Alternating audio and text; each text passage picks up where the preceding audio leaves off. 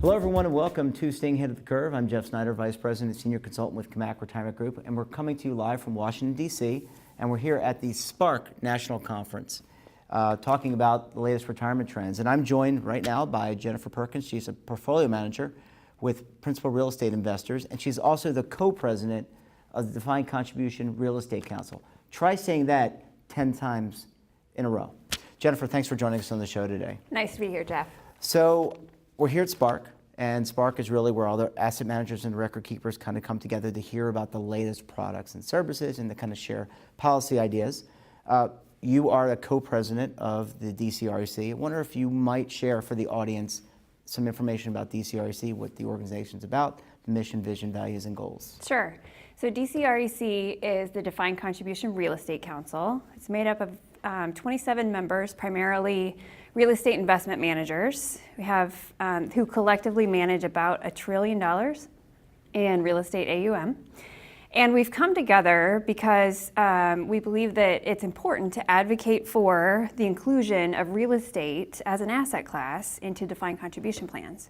So we're very focused on advocating for, educating about, and producing best practices for adding real estate and defined contribution. And so real estate, in some shape or form, has been in defined contribution as a core asset class or part of a target date fund. You've got what are called real estate investment trusts. What are some of the key differences between direct real estate and these so-called REITs? Sure. So REITs are available on public exchanges, and private real estate is not. Primary difference there. With the private real estate, you're investing in the actual brick and mortar itself. So think about the office buildings that you work in, the apartments that you've probably lived in at one point of your life. And still do. Okay. You are participating in the commercial real estate market as a consumer and paying your monthly rent for your apartment and creating an income stream for the owner of that commercial real estate building. So on the private side, you're owning the brick and mortar assets themselves versus a share of a real estate company that's listed on the exchange. And so I would imagine the thesis of the organization is that it's essential to have this direct real estate and defined contribution plans, that real estate should be a core asset class. It should be part of a DC plan. Absolutely. And if you look at some of the numbers, just in terms of the investable universe, if you just look at the U.S. in particular, real estate makes up about 13% of the investable asset class or investable universe. And that's approximately $7 trillion. So it's meaningful, and we do believe that it should be an important part of a multi-asset class portfolio. The diversification benefits of adding real estate to a multi-asset class portfolio, its potential to dampen volatility when used, and potential hedge against unexpected inflation, really.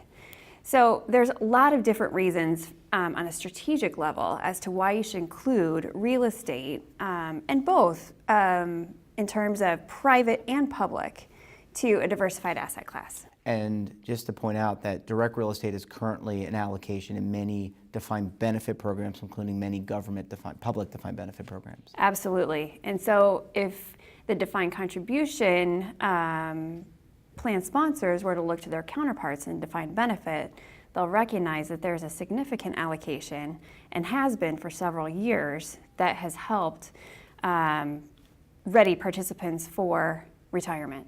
And because of the illiquidity around this particular asset class, which we'll get into in a little bit, the belief is that these allocations belong in target date funds or multi-asset structures. We think that it's to the best benefit for participants to be in a professionally managed multi-asset class portfolio, because then it's being used in a more strategic fashion, versus participants can tend to be their own worst enemies. Absolutely, absolutely. And we saw that as an example with tips. Sometimes people, if they're performing well, people will over allocate the tips, and then you can wind up getting hurt because of the sensitivity of the instrument. Yes. So if you take a holistic look, and which the professional asset allocators do, they're thinking about what stage in the retirement cycle their participants are in, and are allocating across the investment classes to reflect that. And we had on earlier, about an hour ago, Matthew O'Hara from BlackRock, and he talked about that we're expecting at some point in time, right now 80% of money is going in these retirement plans are going into target date funds. So if people are directing the money there, that's where it seems to make the most sense to have an asset allocation. Let's kind of peel back the end a little bit. What have been some of the successes in terms of implementing direct real estate in defined contribution plans? Well, DCREC has done a study to where we've tried to dig into, what sort of plans and the types of investors who have taken the step at allocating towards private real estate within their custom plans. It's primarily been the large and mega size defined contribution plans who have taken the step to, have it put in an allocation for private real estate. And if you look across and total that those number of plans, it's roughly 100 is what we're tracking. And in terms of AUM, it's roughly 25 billion in AUM. So it's meaningful. So if you look at it from a total market size that I referred to earlier at about 7 trillion, 25 billion is just the start, we think, of it being included in defined contribution plans. But if you look at the 100 plan sponsors that have included it, primarily in their custom target date strategies, you'll also notice that there's a number of record keepers and consultants and trustees that are helping them do that and partnering with them. And so I would imagine that there's, rather than get caught up in the AUM and some of those numbers, number of plans, it's really, and we've been talking about this throughout many episodes of the show, it's about outcomes. Yes. And ultimately, how does this improve the retirement outcomes of participants? We know that 80% of people are putting their money in the target date funds. How can we better improve a target date fund? And so this is one way of potentially doing that. Absolutely. So let's, those are successes, but let's flip it over to what are some of the hurdles. And I know, full disclosure, we're on a panel together tomorrow, Friday, the 2nd of June, really talking about some of these items, these issues around illiquid investments. But what are some of the challenges with adding direct real estate to a defined contribution plan? Sure. So yes, as you mentioned, we're here at the Spark conference. What we're wanting to do is partner with the record keeping community to establish best practices because it's a private investment. It's a little bit trickier to include on the record keeping aspect. So we know that certain record keepers have been successful in doing it, and we would like to further that discussion here at Spark and be able to identify and publish best practices for the record keeping community such that it's not such a big hurdle for private real estate in particular to be included on a record keeping platform. I was going to make you got me thinking, we just had Tim Rouse on from Spark, and one of the key initiatives that Spark had was a cybersecurity, a group of its members come together and create cybersecurity protocols. And that was a best practice so that every organization has these protocols and can implement these protocols. And what you're suggesting is, hey, let's all partner together. Right. We think if we all think that there's merits to including in liquid investments, including direct real estate, let's put in place best practices for infrastructure, meaning what record keepers have, the information that's going to the custodian, how we strike an NAV. I mean, there's all these pieces that, and we don't have an hour, unfortunately. This is a great topic, but these are things that really need to be thought through and leveled across all the record keepers. That's right. And we've done that on other topics like daily valuation and structures and RFP checklists to identify and just level set with everybody and help people get comfortable with using private real estate in a defined contribution plan. So if we demystify the asset class, we make it more accessible, more transparent, such that people aren't as nervous about adding it to a defined contribution plan. So historical hurdles have been daily valuation, daily liquidity, record-keeping platforms. So we're working on all of those. But it's also fees, Sure. compression of fees. Fees matter. Yeah. And the move to passive investing by defined contribution plans. So we recognize as a private asset class, we're more expensive and it's actively managed.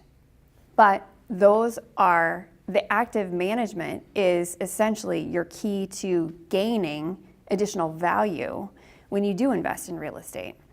So. And I like that you bring up the word value, because I think in the conversations that I've had with clients and we had with several of the guests on the show today, it's not always about the cheapest. No. It's okay to have active managers so long as they're bringing value and you have a thoughtful process about how you selected that manager, that asset class. You have it documented, you have an investment policy statement. And so process is really king or queen, depending on your what you prefer. But you've really got to educate yourself as fiduciaries about what it means to add the asset class, be educated by your consultant, be educated by your asset manager, and by your record keeper about the meaningful impact. And if you can make the investment case and the value, then ultimately you're going to put yourself in a better position to be successful. Exactly. And so what you're suggesting, I'm not going to put words in your mouth, I'll let you say it yourself, but I think what you're suggesting is it's about educate. I do that, I'm sorry, the audience is familiar with that, but it's about educating the various constituencies, because there are proof statements that exist. There are 100 plan sponsors that have done this, yes. Not only just with real estate, but with other illiquid investments. And so how do we find that roadmap forward and lay that roadmap out? I think the purpose of tomorrow's session is really, let's get into a healthy dialogue about going forward. Right. Because historically, with defined benefit plans paving the way, and those going away, and now defined contribution coming to the forefront as the retirement vehicle, we do think that you have to broaden the investment exposure from just the traditional stocks and bonds, which the target date funds have done very well. So if real estate can be added to those multi-asset class mixes, we think that participants will ultimately benefit from that.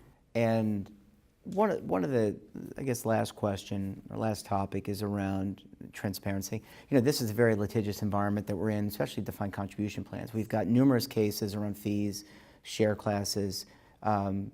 Let's talk a little bit about these illiquid investments in terms of transparency. You mentioned the fees, maybe a little bit higher fee for an actively managed fund, but let's stick on transparency and why that's, and how that's possible, and how that kind of works in an illiquid investment like real estate.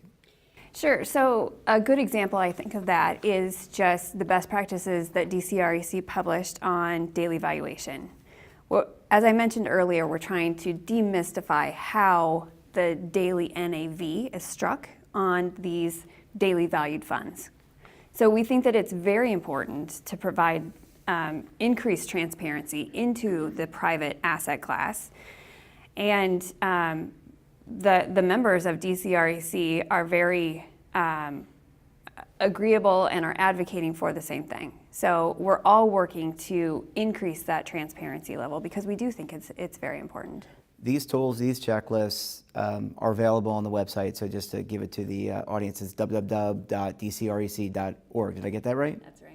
And also, you're kind of a close cousin to the DCIIA. We are. That's DCIIA.org, where they've written some white papers around illiquid investments. And so all that really forms a great body of knowledge that many viewers and people who are interested in this topic can go out and learn more about how to do this. And I can tell you that from my perspective as a consultant, we're currently working with a client that is very interested in adding illiquid investments, but is facing some of these challenges. And I think what's very unique about this particular client is that they're thinking about changing the valuation of the target date fund from daily to quarterly, because they think that's more in line with the long-term prospects of a target date fund. Sure. I mean, you're not supposed to go in the day trade. Right. Or in any investment in a retirement plan, but more importantly, a target date fund.